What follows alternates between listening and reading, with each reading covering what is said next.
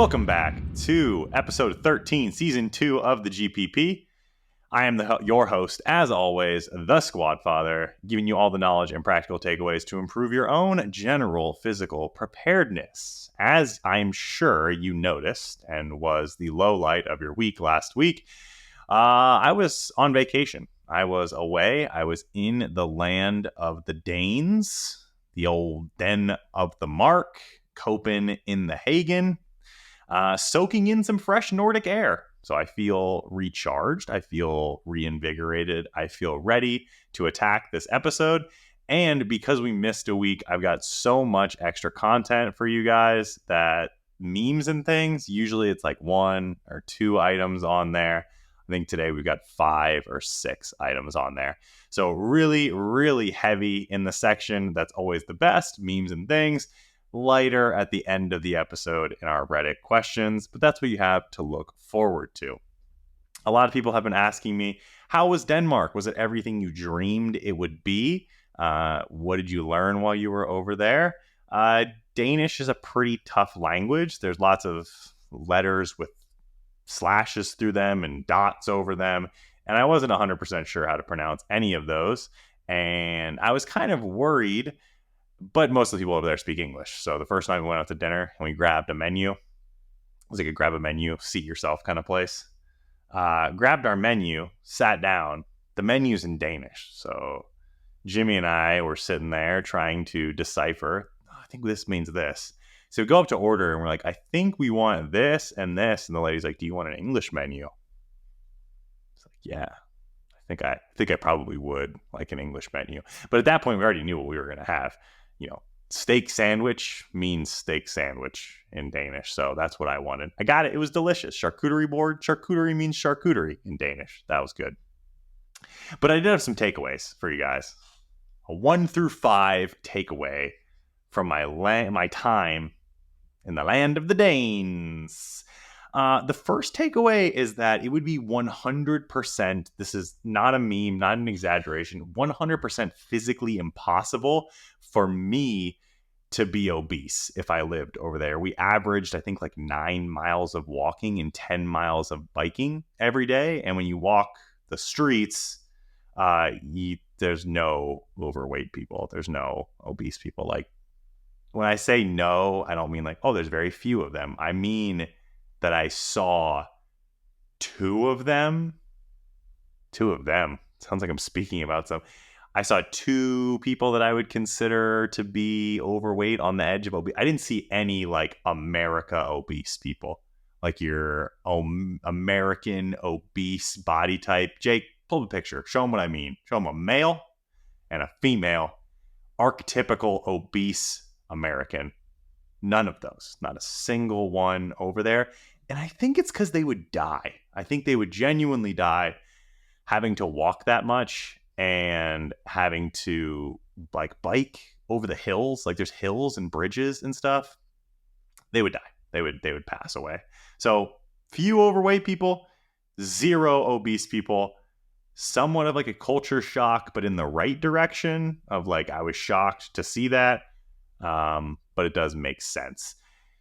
The second piece that I noticed was that you hear this all the time. So like I heard this all the time when I was in school. It was like American portion sizes when you go out to eat are crazy. They're super big. But when you've only ever been in America or you've been to like, you know, you've been out of America to like Mexico, to Puerto Rico, to the Dominican Republic, to the Bahamas.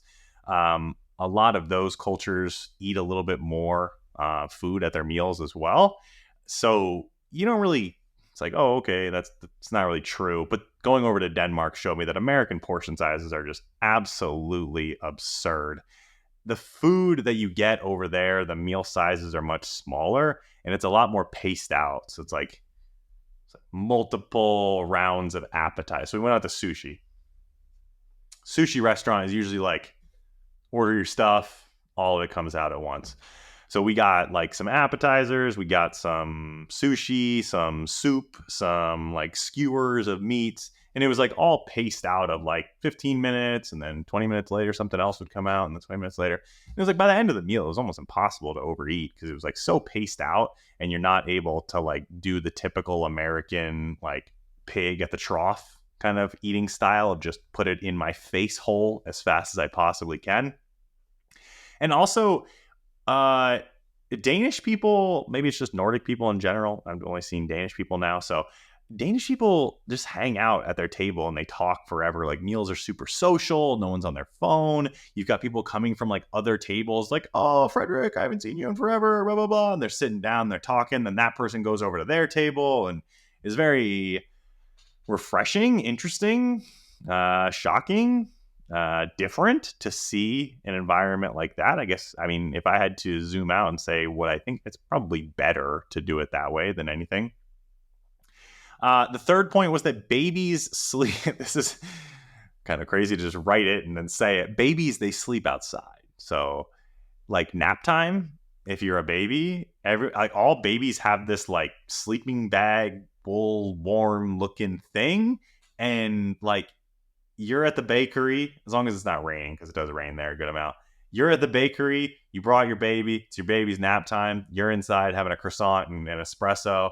And just hanging out and talking with your friends. Maybe you're getting some work done. Your baby's just sitting outside. The baby just sits out there, like asleep, bassinet, stroller, whatever it is, just sits outside and sleeps. It's bonkers. It's crazy to see that. It's like in America, a street rat would come along and steal your baby, and then you don't have a baby anymore. But babies sleep outside. Patio, we would walk by patios of apartments, babies outside. The bakery, the restaurant, the coffee shop, whatever, the baby's outside sleeping.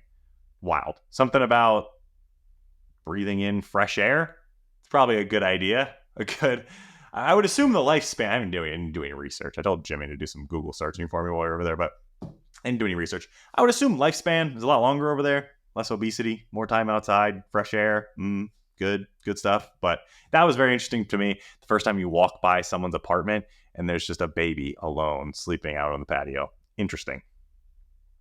Number 4 is that people walk the streets at all hours of the night. So when Jimmy and I got there, we never really adapted to the time change. So it was like her and I are like 7:30, 8 p.m., knocked out on the couch, asleep kind of people.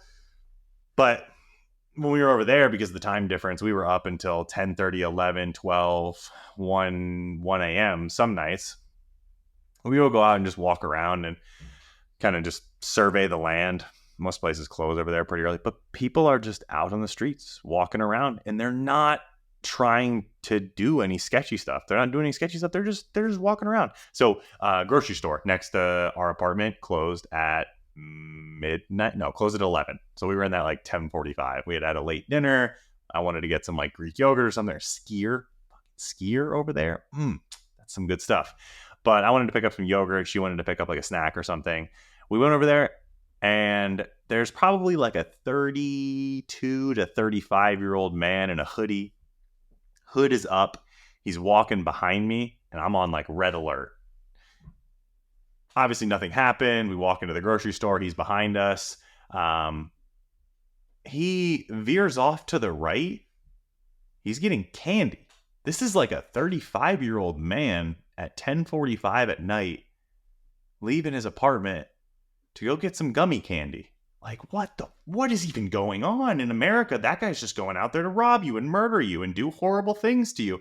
That guy was just going to get candy. And it's like, we went to a place called Pusher Street where illicit activities happen. It's a community that's self-policed. The police don't go there. You're not allowed to take pictures. You're not allowed to share anything about it. And it's pretty kind of like tucked back, so it's pretty hard to find. And they're selling things to people that give them an effect, if you catch my drift here. So you walk in and it's like, there are people that you would genuinely consider or generally consider sketchy, like lining the streets, selling their wares to you openly. But normally, that's an environment where you kind of have to be on alert. You kind of have to be on your toes. Some weird stuff can happen. Make sure your wallet's still in your pocket, yada, yada. Over there's two 14-year-old kids over there just hanging out. They're not doing anything. They're just hanging out. That's a mom and dad over there. That's a 71-year-old lady. That's a 42-year-old woman who looks like she just got off work and she has her tiny little dog in her hands. Wild. Absolutely wild what people walk the streets doing and how all of it is just like good intent, not dangerous. Seemingly, maybe this is my own ignorance, but seemingly not dangerous whatsoever. The last piece over there, bringing it back around to what this podcast is all about, the fitness side of things. We trained at CrossFit Butcher's Lab, one of the best CrossFit gyms that I have ever been to by far, bar none. Easily top 2, top 3, maybe even the best one that I've ever trained at. I was able to do the open workout 24.1, surrounded by some of the best athletes that I've ever seen in my entire life, head to head with, not head to head, but alongside some of their games athletes, their team games, or their games team.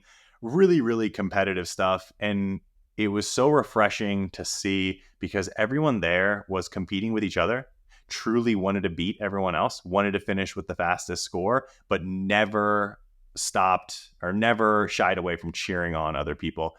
When it was going on, it was during open gym hours. So that's when a lot of their competitors go.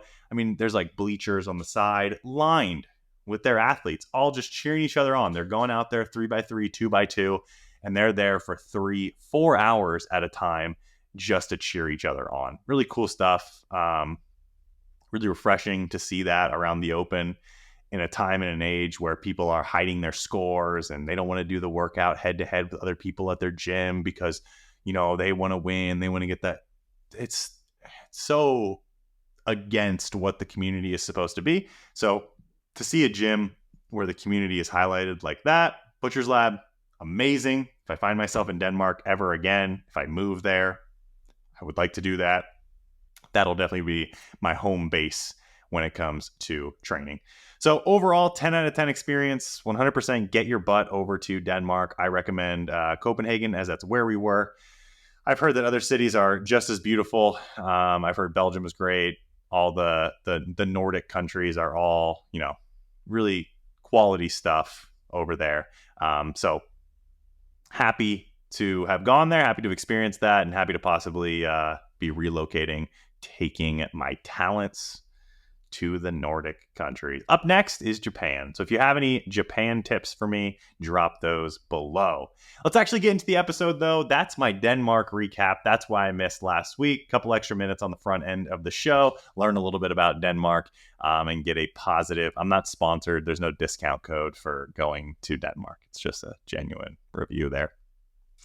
But into today's episode is sponsored by GiIFTED Acacemics. GiIFTED Acacemics is your one-stop shop for professional and career advancement via our accelerated certification prep courses. That's sports nutrition, strength and conditioning, certified personal training. If you need to get certified in any of those areas, we are the place to go. Remember that other podcasts are shouting out stupid stuff like beef jerky and greens powders. For us, we are sponsored by and shouting out services that can genuinely, easily, and very tangibly put more money in your pocket by advancing your careers and increasing the value that you deliver to your clients. Or if you just want to break into coaching as a whole, maybe you want to explore some personal training for your friends and your family, make the world a better, a healthier, and a fitter place, GiIFTED Acacemics is the place to start.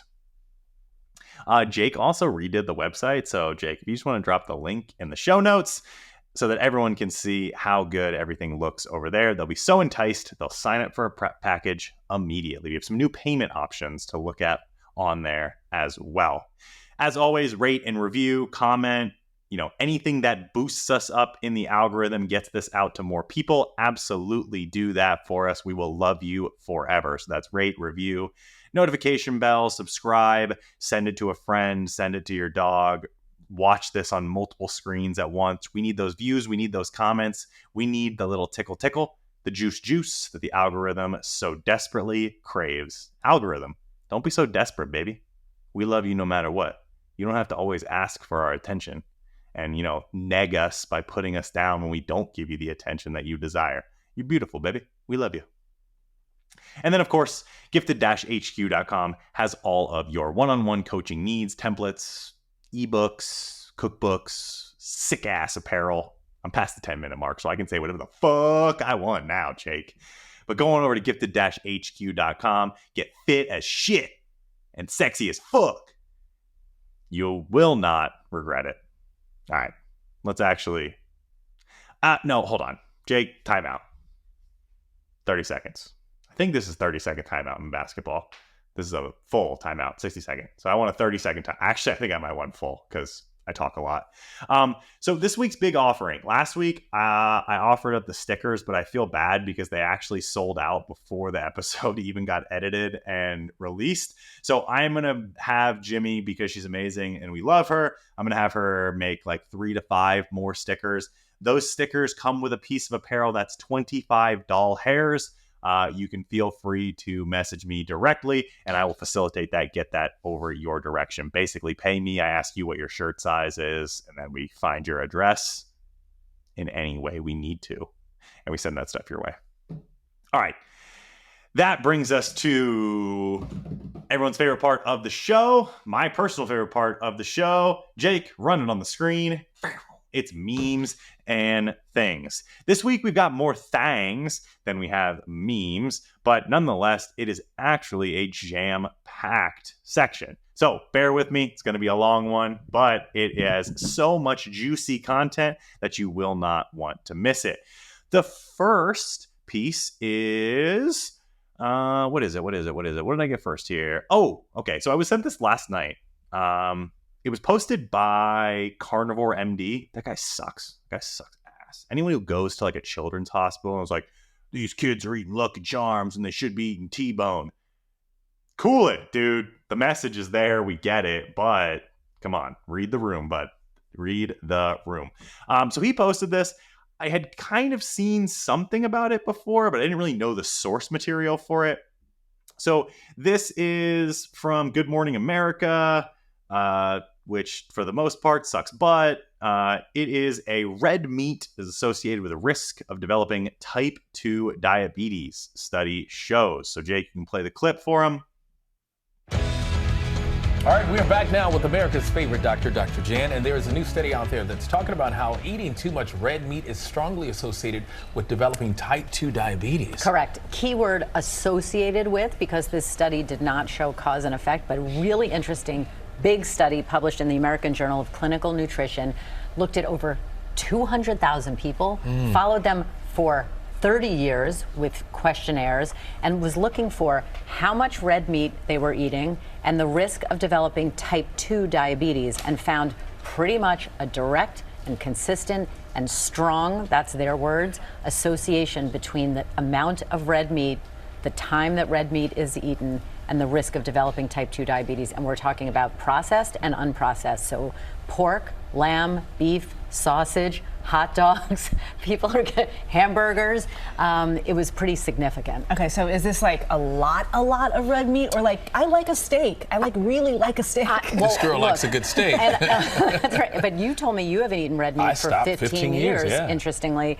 So what they found is even less than 1 serving a day on average was associated with an increased risk. The more people ate, the higher that risk went. So that's a direct association or link. This was independent of weight gain, although people who do eat a lot of red meat tend to be heavier. But the good news is, because there's always to look for the silver lining, if you ate just a half a serving a day of nuts and legumes, you could lower that risk by as much as 30%, if not more. So again, once in a while, have your steak. We like that. Every day. No. Just not Have good. your steak and eat some nuts. There we go. There you go. Okay. That's Eva's takeaway. All right, Dr. Jen, thank you. So this was a study out of the University of Harvard, which, Harvard, pinnacle of education. And then you see some of the studies that come out of there, and it's like, man, they are missing the mark. So the pinnacle of education now is like, how many publications do you put out? And when you're putting out horrible publications like this, it doesn't really matter. So this woman actually kind of does a good job on the front end of trying not to fearmonger. And then she was like, wait, I'm here to get clicks and views and likes. What am I doing here? I got to jump into this full steam ahead. The premise of this is essentially, you just watch the clip, but, red meat consumption associated with type 2 diabetes. On the front of the clip, the lady says the key word is that it's associated with type 2 diabetes. This study did not show cause and effect. And that's an important part that she kind of grazes over there. So published in the American Journal of Clinical Nutrition, 200,000 people, longitudinal study, meaning they followed them for a long period of time, 30 years with questionnaires, self-reported red meat intake, and how that correlated with the risk of developing type 2 diabetes. Direct, consistent, strong association between those quartiles of the population, those subsets of the population that consume the greatest amount of red meat and have both processed and unprocessed and have type 2 diabetes. So, beef, sausage, hot dogs, lamb, hamburgers, bacon, consumption of meat products like that, and how those are consumed most often or in the highest percentages by people who also have type 2 diabetes. The other lady makes a joke. I don't want to have diabetes, but I like a good steak every once in a while. Well, you won't get it because this study sucks ass. This is the same situation that happened with the WHO study. The WHO made a position stand on red meat and they lumped it in. They called it a carcinogen, same category as, yada, yada, yada. Processed red meats, carcinogen. Red meats, type 2 diabetes. Oh no, look at this, look at this association. No cause and effect relationship. Do you know why there's no cause and effect relationship? Because these studies, longitudinal studies following people for 30 years, this stuff's impossible to control for. But you can't control for lifestyle. You can't control for smoking. You can't control for drinking. You can't control for activity levels, resistance training, muscle mass, any of the other lifestyle stuff. So really what this study is showing is that people who consume the largest amounts of red meat are also most likely to live a sedentary lifestyle, be smokers, be drinkers, engage in other lifestyle activities that will, over time, increase your body weight, decrease your insulin sensitivity, and make you more likely to develop type 2 diabetes. Now, the red meat was never the one driving the ship, was never the one steering the ship. It was always the lifestyle stuff. But again, you simply can't run a story with that as the headline. People who consume red meat, the most red meat, also engage in some lifestyle factors that increase their likelihood of developing type 2 diabetes. What a boring, stupid headline. I'm scrolling past it. I don't care. But when I, a red-blooded American who loves me a nice ribeye steak, when I see red meat associated with risk of developing type 2, I don't want type 2 diabetes. I don't want to get that. I know that that's a bad thing. I'm going to stop eating red meat. And now I'm completely devoid of the nutrients that came with the red meat. The increased B vitamins, increase in iron, super bioavailable iron, the protein intake. So again, this is how these studies go. And this is why you really need to take all of this research with a grain of salt. When you say red meat increases the likelihood of type 2 diabetes and you don't control for all that other stuff, throw it in the trash. You don't need to pay attention to stuff like this because there are a lot of people who engage in regular physical activity. They, resistance train regularly. They do plenty of cardiovascular training. Their step counts are high. They're super active in their leisure time. And they eat red meat 4, 5, 6, 7+ times per week without ever even dipping into an unhealthy fasting blood glucose range that would be indicative of type 2 diabetes or pre-diabetes. I had this same conversation with someone about fruit the other day. High sugar diet increases the likelihood of type 2 diabetes. It doesn't, though, because if that was the case, people who are fruitarians, people who only eat fruit, would have the highest incidence of type 2 diabetes in the world. Their diet is almost entirely sugar, but that's not the case. Same thing here. You really, really need to take a step back and say, okay, what happens when I control for all of the lifestyle factors?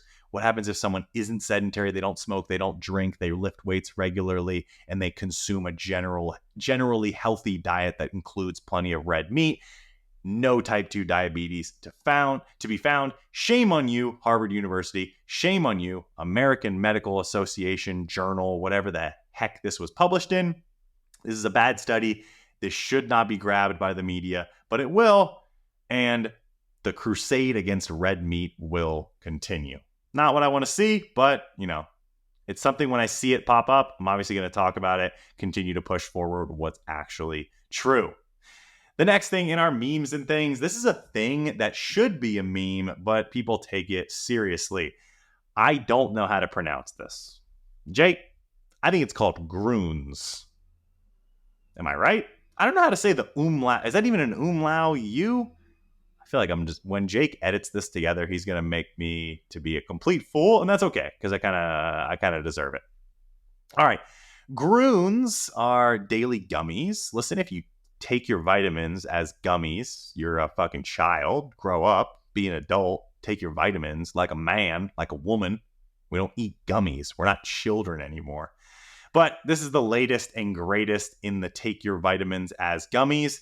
If you don't like Athletic Greens because it tastes yucky and I don't like the yucky taste, you can waste your money on GRUNS instead. 60 nutrient-dense ingredients meeting your daily nutrient needs, supporting your gut health, and promoting whole body vitality has never been so easy. You can get 28 packs, 28 days, not even a month, for $60. $60 if you subscribe.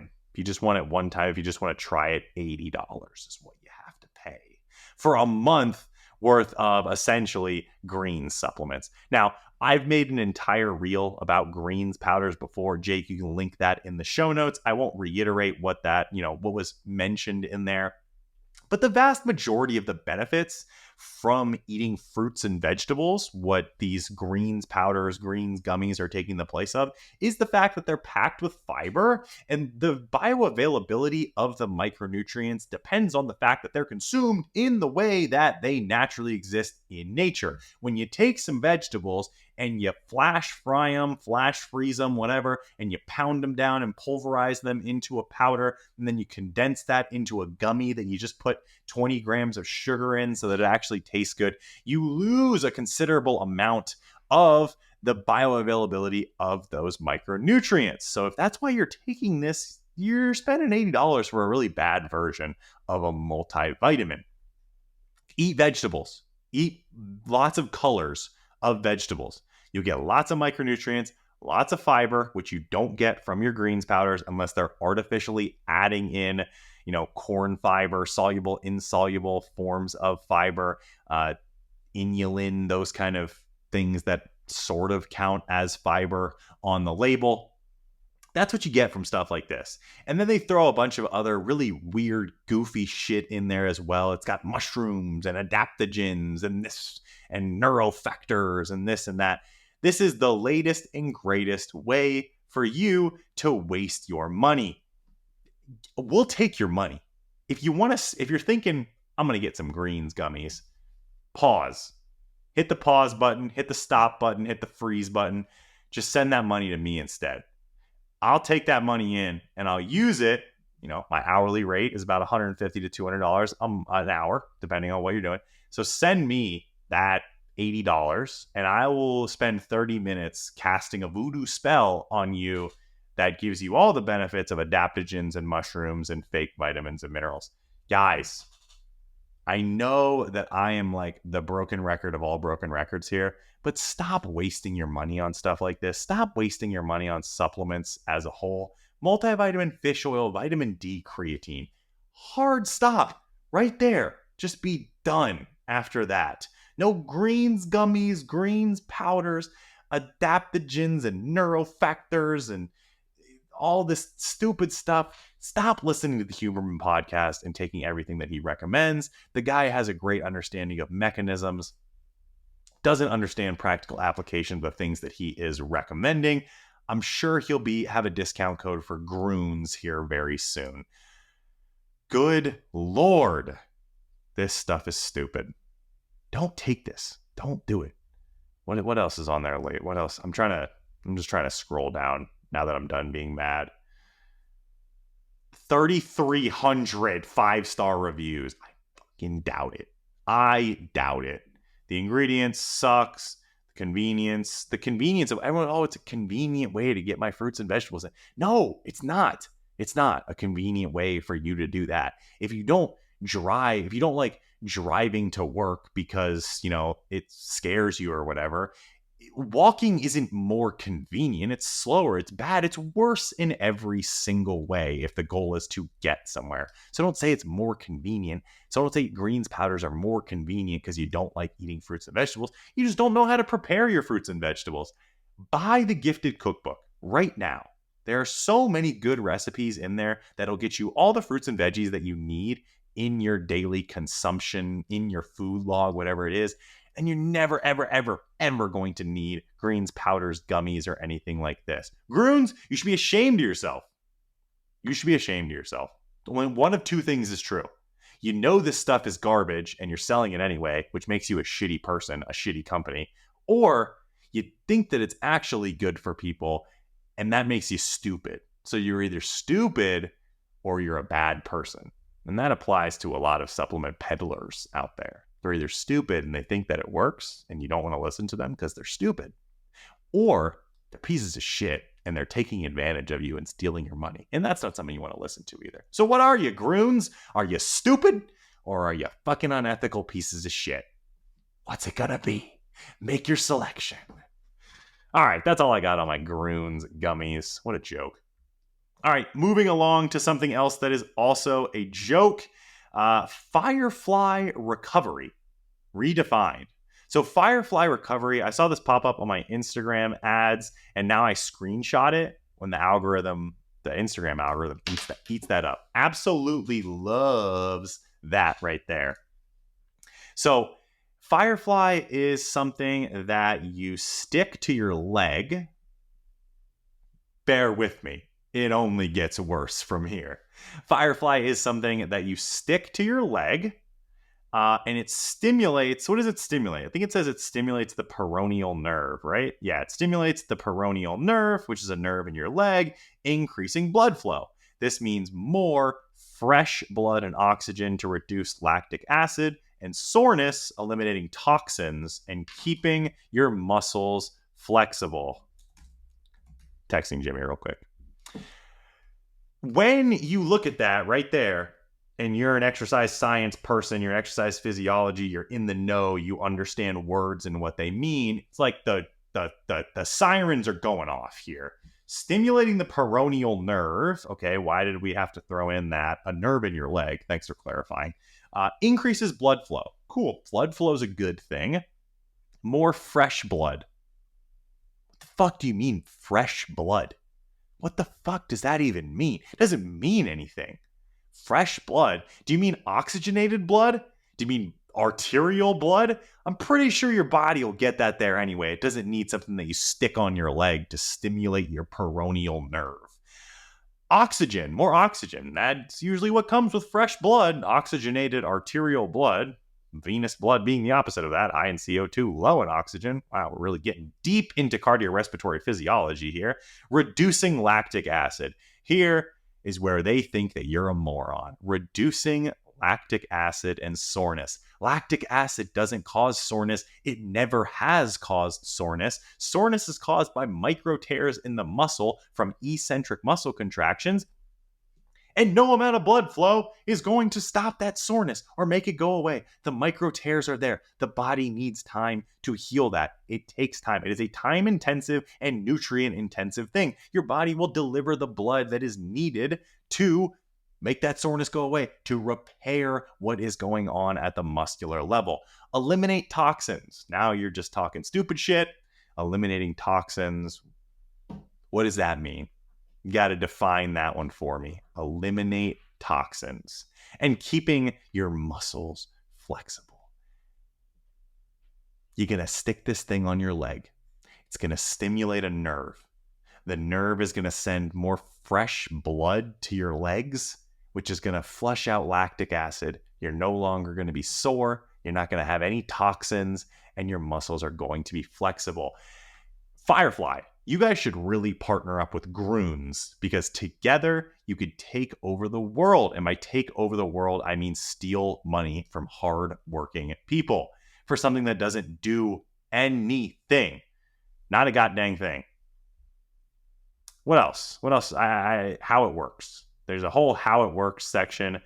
And in the how it works section, there is more about the athletes that use it. The athletes that use it. I mean, none of these athletes actually use this. It's more about the athletes who are using it and a copy and paste of the previous, how to put it on, how to stick it to you. Listen. All right. There's nothing about this that's going to work. Nothing about this that's going to have any measurable effect on your recovery, on your performance whatsoever. There's 7 levels that you can set it to. I don't care. You got to stick it to the only effect that it's going to have is that it's going to rip my leg hair out. And I am not going to spend, how much is this thing? Firefly starter packet, $100. It's roughly the same price as your GRUNS gummies. I bet that GRUNS would partner up with Firefly, get a nice double package for $150. Nice. Well, they have good prices on their shirts though. Firefly shirt, $20, 124 reviews. Hold on. I don't even think that you can use this thing more than once. Because you can get a 25 pack for $1,000. I think you can use it more than once. I don't even know. Guys, this is going to pop across your Instagram ads, and just laugh when it does. All these products are going to be terrible. Red flags should be going up when they're using all those terms that you're talking about. They've got artificially inflated numbers in terms of the reviews on their website. You're telling me that the Firefly starter pack has 1,049 reviews. The portable recovery device has 1,049 reviews. The knee strap has 1,049 reviews.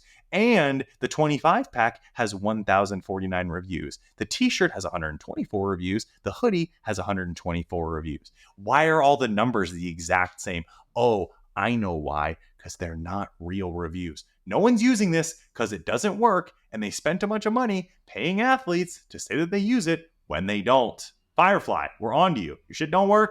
You're paying people. Hope you go out of business sooner rather than later. No one will miss you. Toodaloo. Now, this next one is a spicy one. I saw it. I saw it on Fleckus Talks, the podcast, the best new podcast of all time, first. And I didn't realize that the fitness community would grab it. So the fitness community grabbed onto this, and it was the Kellogg's CEO. Kellogg's CEO, essentially, they were like, hey, how are you going to take they had a big spike, their stock went up, blah, blah, blah. And then he was asked, how are you going to keep that trend going? And he said, a lot of it is about marketing, a lot of it is about messaging. And the messaging that we're putting out is that if you are strapped for cash as a US consumer, cereal for dinner is a great option because it's cheaper. It's not as expensive as red meat or chicken or things like that. So the Kellogg CEO basically said, we're going to encourage people who are struggling to choose budget options for dinner. One of those could be cereal for dinner. And the fitness community, because they're dumb and because they, have never been the CEO of a company and they've never been asked questions like this before, they're like, are you fucking kidding me? Cereal for dinner, that's terrible for you. There's nothing wrong with cereal for dinner. Cereal for dinner can be a great option, right? Yeah, anyone ever had breakfast for dinner? Eggs, sausage, bacon, and cereal for dinner? When I was a kid, that was the greatest thing ever. What are we having for dinner? Oh, we're having haddock and potatoes. Fucking disgusting. I don't want that. I don't want that at all. That ruined my day. But when I said, Mom, Dad, what are we having for dinner? And they said, we're going to have breakfast for dinner. We're going to have scrambled eggs. We're going to have cereal and milk.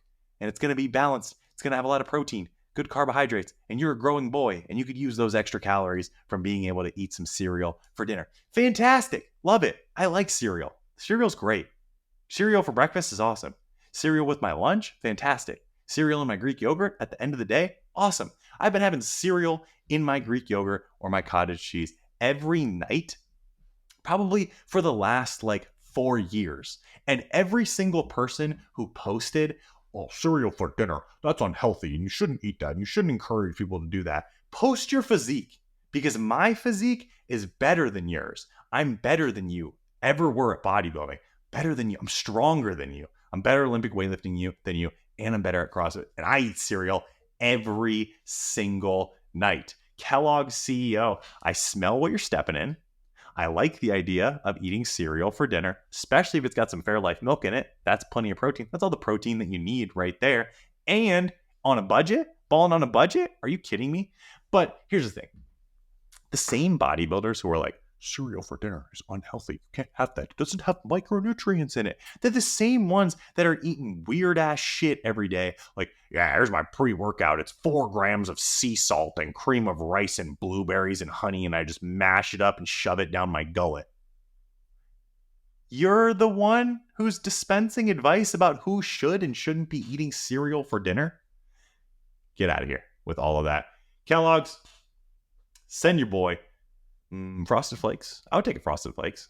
I don't really know. Let's find out what Kellogg's most popular cereals are.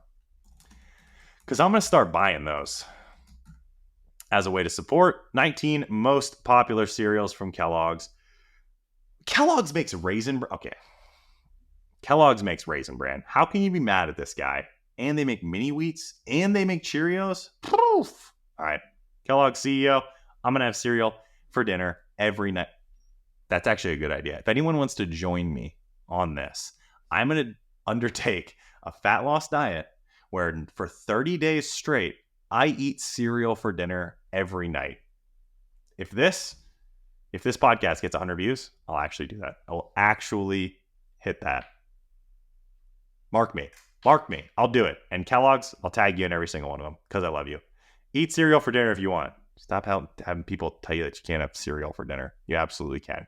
Should you every single night?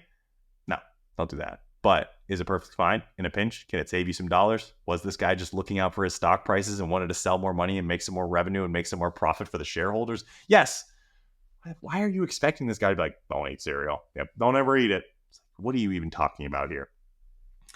All right. Up next is the... This was sent to me by one of my clients, Billy. Puff suit trainer man versus many coaches. So this is a video that's for sure like a meme. It's supposed to be like making fun of like health and feeling better and taking protein powders and supplements and all of that. And kind of the stigma around that of like, take these supplements, you'll feel good, you feel better, put all this artificial stuff in your body, you'll feel better, you'll feel good. But this really isn't much different than most of your online coaches to begin with, right? It's, Jake, just play the clip real quick. You feel like you're in your own way? Answer honestly. Are you in your own way? Yes. I didn't even know I was going to say that. Sounds like your mind's not right, so it seems like you need to get your body right. Oh, wow. Do you trust me? I mean, as well as I can trust anyone, I suppose. Hey. Okay. I need you to believe in yourself. Okay, yeah, I believe in myself.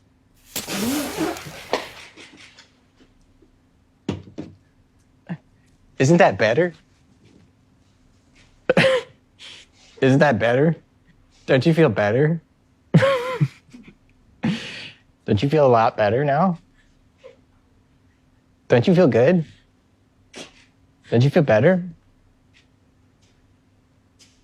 Don't you feel a lot better? Oh my. I feel better. Do you feel better? So much better. Yeah. So much. Yeah. Do I look better? You look good. Yeah. I'm feeling better, actually. Yeah. Can I have a little more? Yeah. Honestly.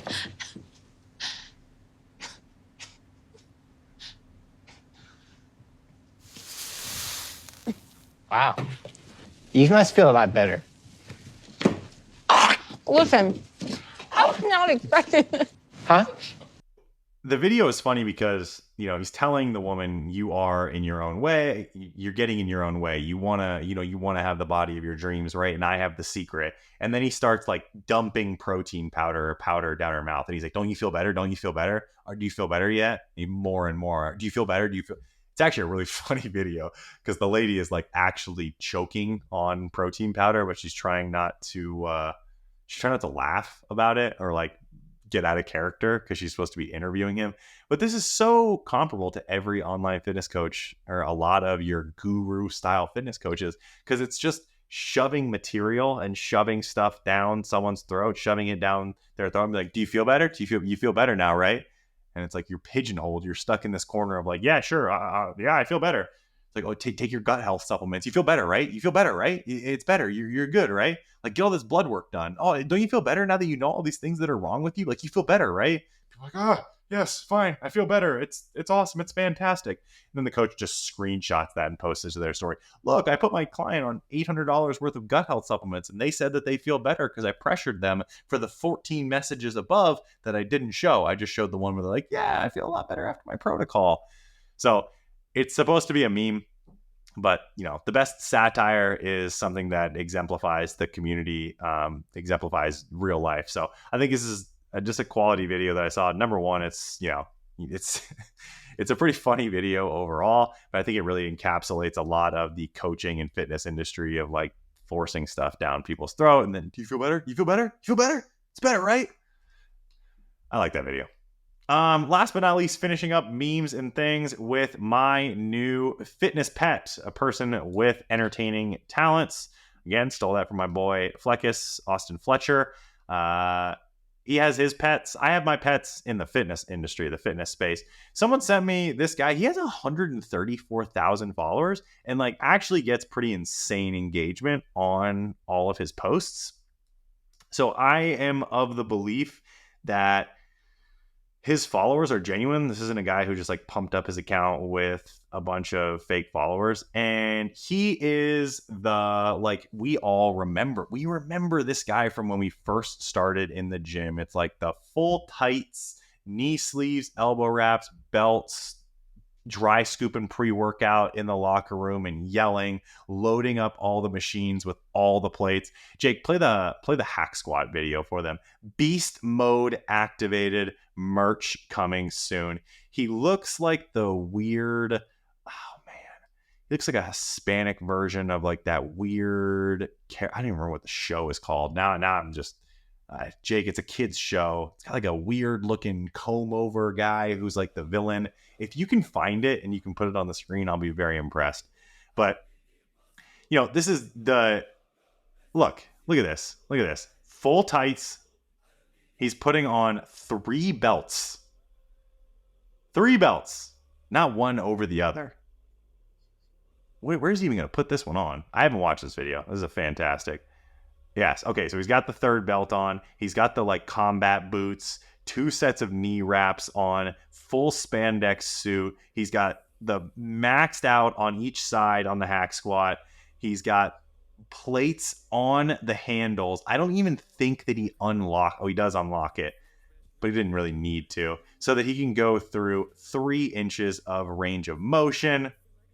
And the comments section are just awesome. I think you could do more if you wore a 4th belt. God protect your joints. I'm a new lifter. More belts worn is better. Jake, play the leg press video as well. This guy was like your nemesis in the gym. If you were just trying to bench 2 plates for the first time, and this guy rolls along and he's got, I don't even know what it is, 2, 4, 6, 8, 10, 13, 14. He's got the 20 he's got the 20 plates on each side of the leg press. He's triple belting up, double the knee sleeves, double knee wraps, still rocking that same spandex suit with the with the combat boots. This is my favorite part. I love when he whips himself in the back with his belt before you put on your 3rd belt. And then there's just like innocent people in the background just trying to work out. And he ditches the 3rd belt. Oh, you don't need the 3rd belt for leg press. That's right. I completely forgot. Sorry. I wasn't paying attention during exercise physiology when they went over the 3 belts for 2 versus 2 belts on the leg press. Quick range of motion check on the leg press. It's probably smaller than the hack squat. Less range of motion there. But is this better than not working out at all? Is El Campeon doing more than people sitting at home? Because that's the comments. Like, why are you even working out? Just stay at home. It's like, no. This is a guy who's going to the gym. He's getting some exercise by loading the plates on. He's getting some exercise by whipping himself in the back. Is he a nuisance? Is he a menace? Is he a net negative for the gym experience for everyone else as a whole? Yes, for sure. Does the world need less people like El Campeon? I don't know. I don't know if I would go that far. He seems to be having fun. He seems to be getting in some form of exercise. I wouldn't reach out to this guy for coaching. I wouldn't take his advice. I wouldn't emulate his training style. I think he's one wrong set of leg press away from going full flamingo on both of his knees. Flamingo on his knees, meaning that his knees bend back that way. But as a whole, I think that, he's doing what he enjoys. And who am I to stop him? If I'm at the gym and I need those 45s, I'm pissed. If I'm watching from a distance, whatever. It is what it is.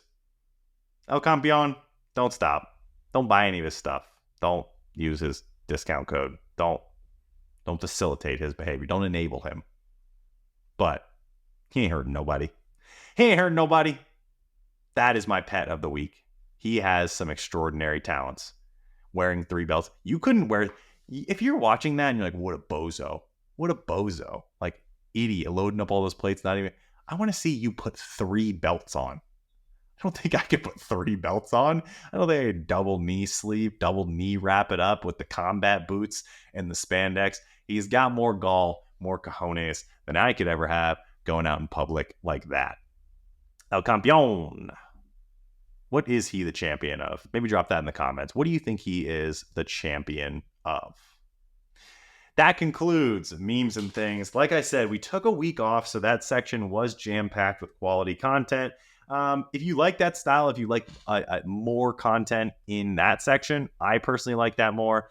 Let me know, and we will definitely do a little bit more of that moving forward, turning this into more of a clip show than just listening to me yap, because your boy has a strong yappetite.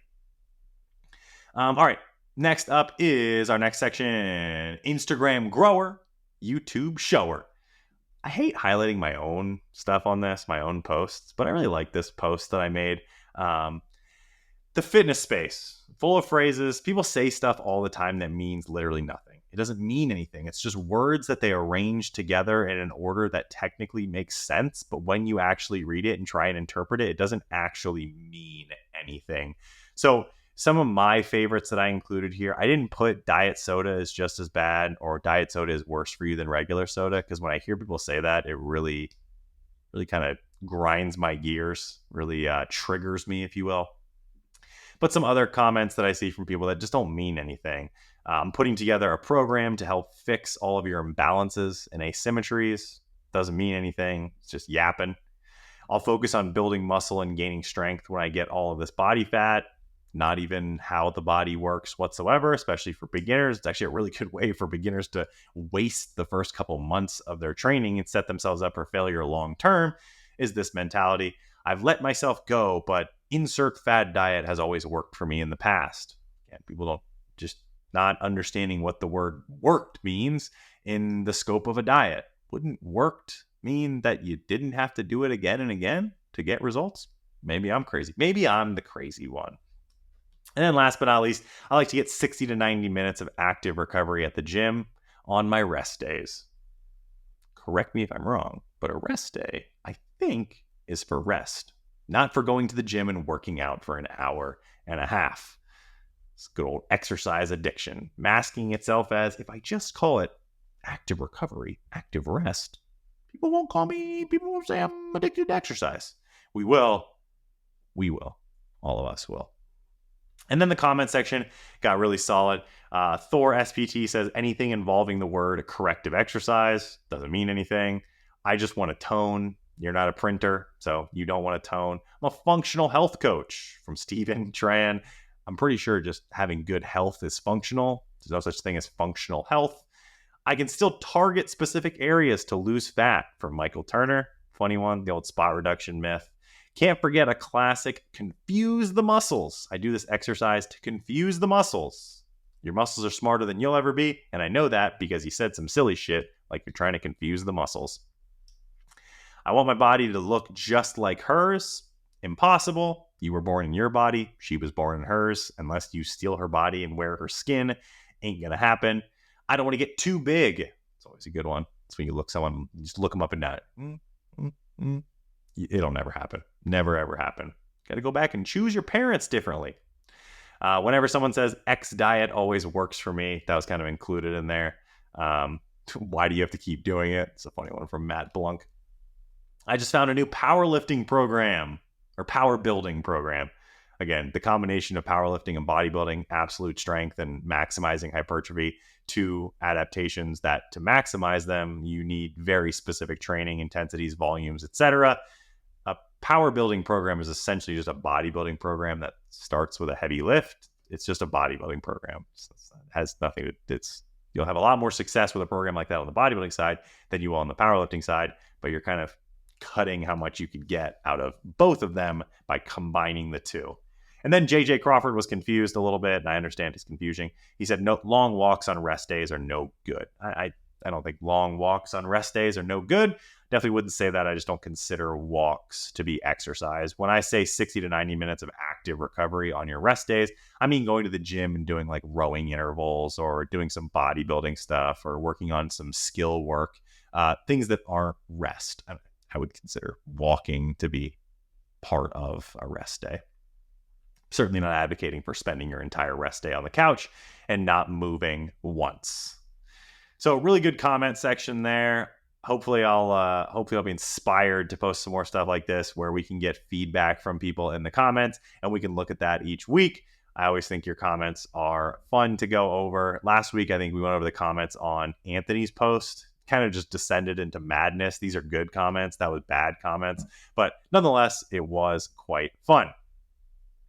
All right, if you are listening at this point and you're not already a member of the Gifted team, if you're just enjoying the podcast, you're picking up what I'm putting down, you're smelling what I'm stepping in, it's not too late to make corrections in your life decisions and apply to work with a gifted coach today.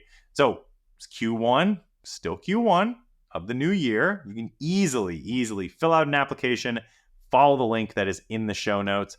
Either myself or our admin, Jake, the homie, the man himself, will reach out, make sure that you are with the right coach and you're well on your way to your best results, your best physique, and sustaining that all the way through the year and into the new year.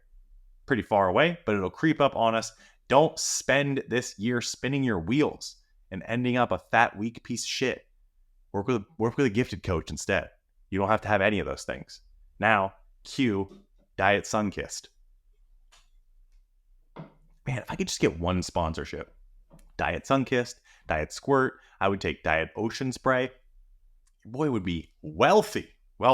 Diet Hawaiian Punch. Look at this. Fashion comes and goes, but drip is forever. What does it even say? How about a nice Hawaiian Punch? I always liked Hawaiian Punch. The blue one was a little weird. The green one definitely was weird. But the regular red was very tasty. Jake even told me that he used to mix it with ginger ale. Is that what you said when he was growing up? Ginger ale and Hawaiian Punch? Sounds pretty good to me. What flavor is Hawaiian Punch? Is it like cherry? Like fruit punch? Like berry kind of? I would say it's more cherry than anything else. But I'll leave that up to you guys. Comment, what flavor was Hawaiian Punch supposed to be? All right, now Jake put a note in here. It says, single client highlight. I would like to completely ignore that and just highlight everyone who went ahead and did 24.1 of the CrossFit Open last week from Team Squatfather and Team Tombot. Absolutely crushed it. We had Alex Cretian. Sorry, your last name's tough. Bethany Shadburn. No, just kidding. Bethany Weaver, Gabby Grafe, Tim Lancaster, John Mikowski, Anastasia Marshall, and myself. Jake, you can, if you want to, you can find all the CrossFit Open rankings there. Everyone absolutely massacred it, crushed it, well on their way to making it to the next round, making it to quarterfinals. That would be the goal for the entire team. A clean sweep, 8 for 8, everyone making it into that top 25% and making it to quarterfinals. Some of them for the first time in their lives, some of them really trying to push the pace and end on the upper ranks of that quarterfinals, make a push to semifinals, the step before the games. What we're looking for in terms of 24.2. All right, ready? I have my workout. I'm going to actually pull it up because I texted it to like 9 people. Where's my text with Tom? There it is. All right, this is my prediction. By the time this airs, the workout's already going to be out, so it doesn't matter. I got nothing to lose. All right, from 0 to 4 minutes, 3 rounds, 10 wall balls, 10 calorie row, 8 calorie row for women. From 4 to 8 minutes, 3 rounds, 12 wall balls, 12 10 calorie row. From 8 minutes to 12 minutes, 3 rounds, 15 wall balls, 15 12 calorie row. From 12 to 16, 3 rounds, 20 wall balls, 20 15 calorie row. You roll right into it. When you are done with that, you have from 16 to 22 or up until 22 if you finish early to build to a 3RM front squat. Bar must start on the ground. So that's a clean +2 front squats. That's my prediction. We're going to know about 4 hours what it actually is. If it's exactly that, I'm going to act a fool. You'll see me on next week's podcast acting an absolute fool because there's absolutely no chance that it's actually going to be that. Or anything like that. I think it'll be like that. I think it'll have wall balls. I think it'll have wall balls, and I think that it'll have rowing in it. I think it'll have a heavy lift, too. I just don't know what combination we're looking at there. What Dave is in the mood for. All right, finishing things off here with our Reddit question. Jake4776 is the question. It is from Amodioa.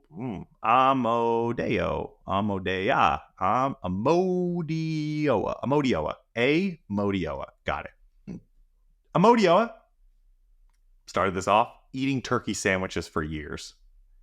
Might be the title of my autobiography. Someone recently told me that deli turkey and deli meat in general is terrible for you. Kind of freaking out because I've been eating turkey sandwiches for lunch for years now. Is it really bad for you? Will I have any adverse effects?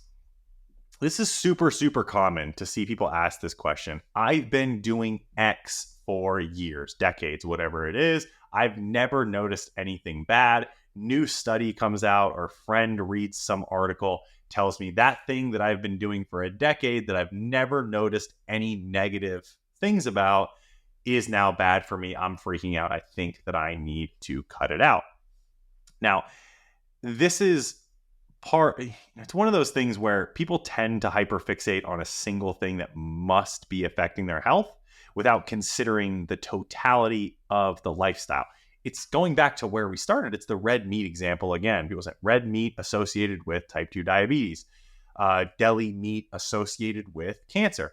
But you're not looking at the lifestyle as a whole. So if you're eating one deli meat turkey sandwich every single day, helps you get your protein in, helps you keep you on track with your calories, and you are lean, healthy, active, zero problems with your blood work, and someone comes along and tells you, hey, those deli meat, that's bad for you. There's no, if it was bad for me, there would be outright measurable metrics that I could look at and say, this is, yeah, you're right. Like this is bad because of those, but you don't have those. And the analogy that I thought of when I was reading through this was, let's say you've had a certain model of car for 10 years. You've been driving a Toyota Corolla I think I used Toyota Corolla before. We're going to use Kia Forte instead. We're going to switch it up. Shout out my homies over at Kia. So let's say you've had a Kia Forte for 10 years. You've been driving that thing. It's never once broken down or given you issues. Never once. No breakdowns, no dead battery, nothing. Never had a single issue with it. Now you're pulling up to meet up with some friends and they brought some friends of theirs, some people that you've never met before, and you pull up in the Kia Forte, you're whipping it, you're bumping some, you're bumping some Ludacris, some old school jams. You hop out, and one of the people that you haven't met before and says, "Oh, I'm Eric. Nice to meet you." Yada yada. I saw, oh, you have a Kia Forte. Like, I've heard those cars. They're. This is kind of rude, but maybe this is the conversation. Those cars aren't made very well. They tend to break down. So obviously, be careful. And you think to yourself, you're like, I've driven this thing for 10 years. Same thing as I've been eating these turkey sandwiches for 10 years. Never had any health problems. I've never had my Kia Forte break down. Here's a stranger who probably doesn't drive a Kia Forte, probably doesn't eat deli meat turkey sandwiches every day.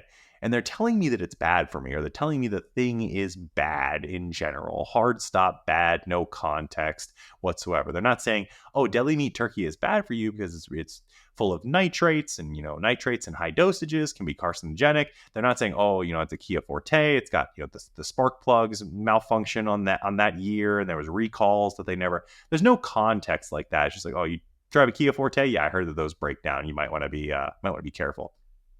Are you going to rush over to the dealership to sell your car, to get rid of your car? Are you going to take it to the scrapyard and be like, get this thing out of here? One random person told me that it's bad, that it's going to break down.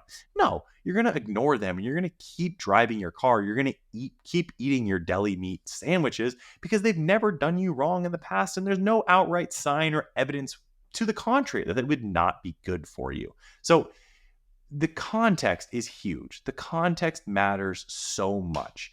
In the example of the person who says, oh, I heard those cars break down, maybe they have a friend, maybe they know someone who drives a Kia Forte, and it broke down, but there's someone who never got their oil changed, or they drove like an absolute lunatic.